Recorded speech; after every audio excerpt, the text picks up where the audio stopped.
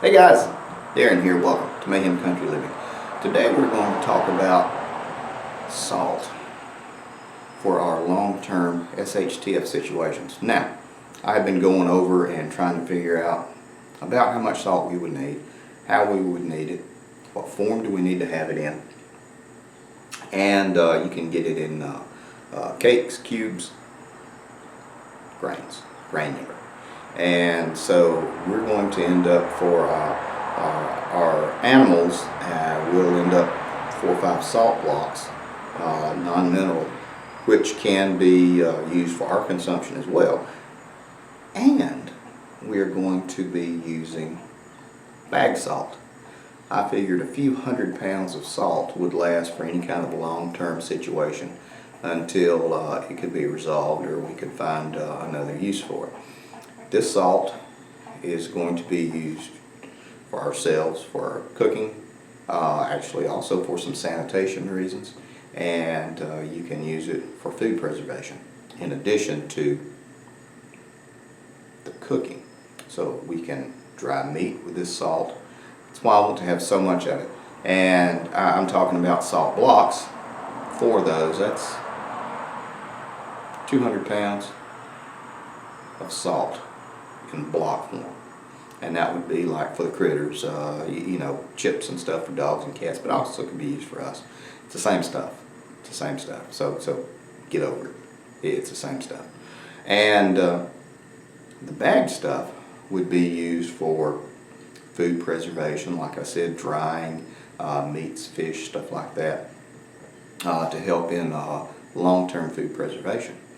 And I bought some today. I started buying some.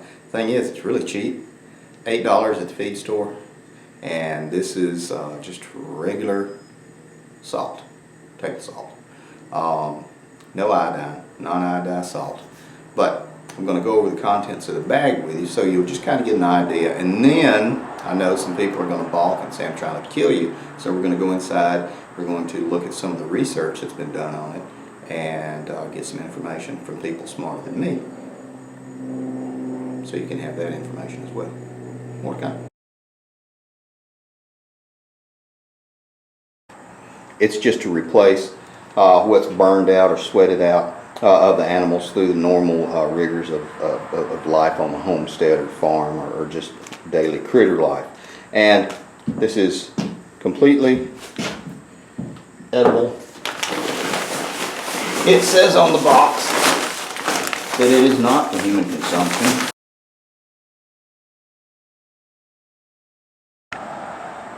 Okay guys, now I want you to take a look at this. It's a 50-pound bag. Sodium chloride. The ingredients are salt and yellow prussiate of soda. We'll get into more detail as far as the yellow prussiate of soda. Some of you know what that is already, but I wanted to show you this, and I'm losing a little bit of daylight out here, so I will be quick. The ingredients for this is table salt, iodized table salt. The ingredients for this are salt, sodium silicate, dextrose, potassium, iodine, sodium bicarb. You thought it was just salt. Well, no, it's not just salt. It has a lot of additives in it. This actually has less in it. More to come.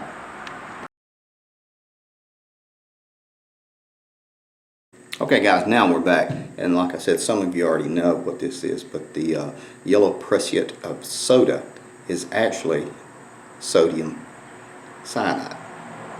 It's a very minute amount that's added as an anti-caking device. It is used in regular table salts as well. A lot of people just don't know it. They call it something else. Now, just going to give you a preface of that. What do I think about it? I don't think it makes a damn. I'll continue to use it. I've been using it, and I don't think it's going to cause any problem. It hasn't, and it won't. I'll say that. It's an anti-caking device. If you can buy pure salt, buy pure salt. It's kind of pricey. I think you can actually buy some Morton's pure salt for 18, 20 bucks a bag, plus shipping. And those are 50-pound bags. I think you have to have them shipped. I haven't seen anything like that at Sam's or Costco. All I found is like the big boxes of salt there, which are good, and we have several of those stashed away. But we're going to go in here and look up and see what this sodium ferrocyanide is. More to come.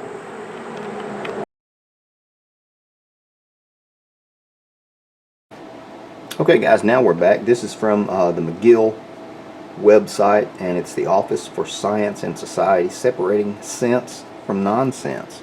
And I'll leave a link in the show notes. And it says, is it true that cyanide is added to salt? There we go. Oh, and before we go any further, this was written by Joe Schwartz, PhD, February 15th, 2017. And I'm just going to start just giving you the high notes. Yes, sodium ferrocyanide is added to prevent caking of the salt crystals as in high humidity, as it would get moist and then recrystallize and clump. But the thing is, it is in such low dosage, and the fact that the sodium ferrocyanide is bound with an iron molecule, it's not released into the body. An iron atom, I'm sorry. Even if it were released, it would be irrelevant because the amount is way too little to cause any harm, not to mention the fact that ferrocyanide itself is remarkably non-toxic. For those who still for some reason or other prefer to steer clear of a salt with ferrocyanide, there are some salts with anti-caking agents with other ones. Windsor salt uses calcium silicate. Kosher salt versions use yellow prussiate of soda. How about that? Yellow prussiate of soda, I imagine, would be considered kosher then. However, ferrocyanide is the most effective of the anti-caking agents, so really you just shouldn't worry about it. Okay, more to come.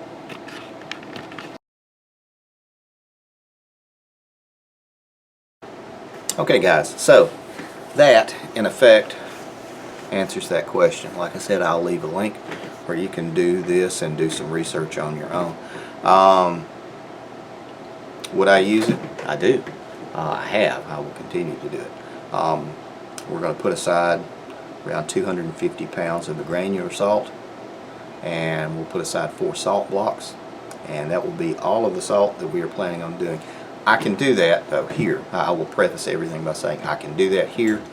I have enough room on my property to secure a large amount of stuff like that, because that is almost 500 pounds of salt. That would last for the rest of my life, even if nothing should ever happen, and more than likely my kids and probably their grandkids. But if something should happen and you need salt for food preservation and you know, for some sanitation and cleaning, as well as flavoring and cooking, that is going to be really good. Remember, at one point Roman soldiers were paid in salt. Anyway guys, we're going to wrap everything up here. I hope this was interesting. I've been doing a lot of research on this and just kind of chewing through it, and then I just happened to stop by my local feed store and they said, absolutely, we got it. We'll get you how much you want. I thought, that's crazy. And I thought, it's going to be expensive. And they said, oh, it's $7. I said, for how much? For 50 pounds. So, that's it guys. Just a second. Wait a minute. Your new parrot. Okay guys, so that is going to wrap everything up. I was interrupted. You can see that I do have a growth on my shoulder. Yep, and he will be in one of the other videos. In just a second though, you're going to see a picture of my ugly mug as well as my beautiful wife over on this side of the screen. On the opposite side, that would be that side, are going to be some videos if we are indeed your brand of wacky guys. As always, take care of you people.